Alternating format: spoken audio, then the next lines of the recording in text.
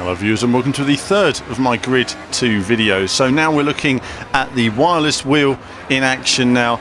I've not got my CSR Elite wheel set up for the Xbox at the moment, so instead I thought I'd test this out, see what it's like.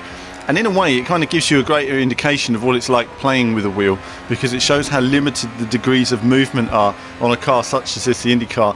Now you're seeing I'm tilting the wireless wheel maybe, I don't know, 20 degrees, something like that, 30 degrees at the most. It really is very little movement, and the car just spins out. You can see going into this high speed corner, oversteering there, and I'm off the power, guiding the car in, because it's you kind of lift and then gently apply the throttle through the corner, and it's very difficult here. So throttle control is key, because you're controlling the in a traditional driving model to an extent, you're controlling the turn-in with the acceleration and everything else, but it's so sensitive that the line between doing a good lap and spinning out completely, and you'll see a mistake here coming up to this corner, trying something different, wasn't able to scrub my speed off, and I knew that if I did anything more in moving the wheel too fast, I'd have span out. So I'm experimenting with the wheel to see what I can do, but this is requiring massive concentration. I think these 5 laps with this wireless wheel probably took more concentration than the entire Grand Prix on a normal wheel, because remember, there's no feedback at all from it. You're holding your arms out, there's no feedback, and you're trying to, with just a few degrees tilt, trying to coax the car in without the back end spinning out, and the back end spins out so quickly that it's actually quite challenging to get the car around. But either way, it'd be nice to get out the wireless wheel, dust it off. It's been ages since I've used it. I was meaning to test this on every new driving game, and it's just something that's kind of been left behind, and I didn't test it on Forza Horizon. I probably should have. Looking back, I should do a video at some point just having a look at that. And so now I'm just trying to find a level of consistency, really, so where I can brake, I can gently apply the throttle sooner, I can sort of coast into a few corners. I'll never be as quick with the wireless wheel as I am with the pad.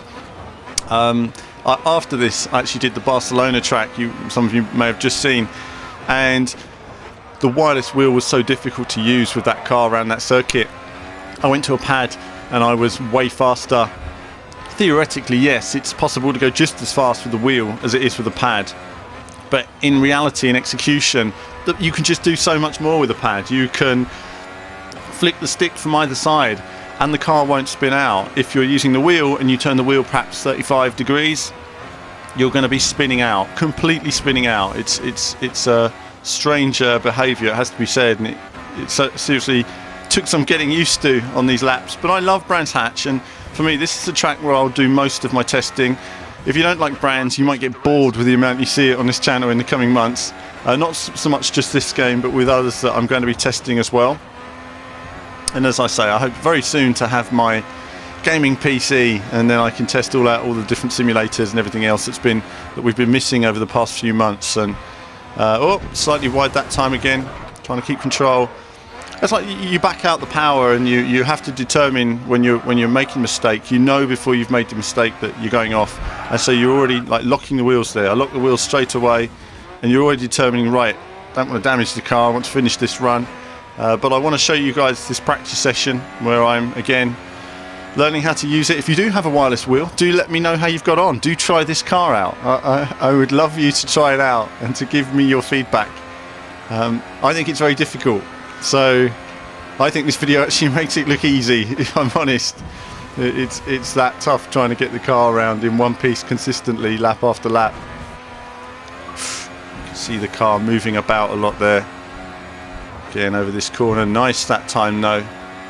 Trying to get in early, better, on the power nicely. So I've actually got a smoother look to it with a wheel than I did with a pad in many respects. It'll be interesting to try with the proper steering wheel in the coming weeks, so you will see some of that on the channel. If there's anything you would like to see on the channel, if there's anything you'd like to see in terms of games, in terms of Grid 2 action, do let me know. I've still got the Play with Alan thread, so if you want to play with me online you can, and the link will be below this video. I've not had any replies yet. Nobody wants to play with me, it's not fair. Play on my own.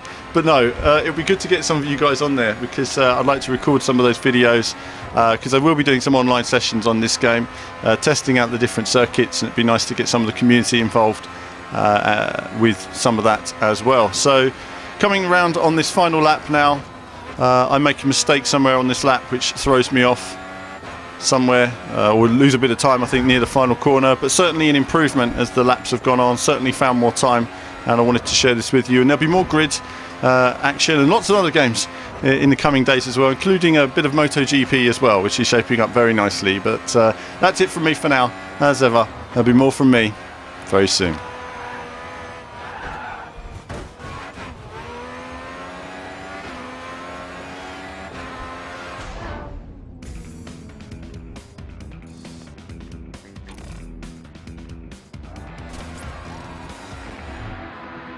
Not the best racer in this event, you still managed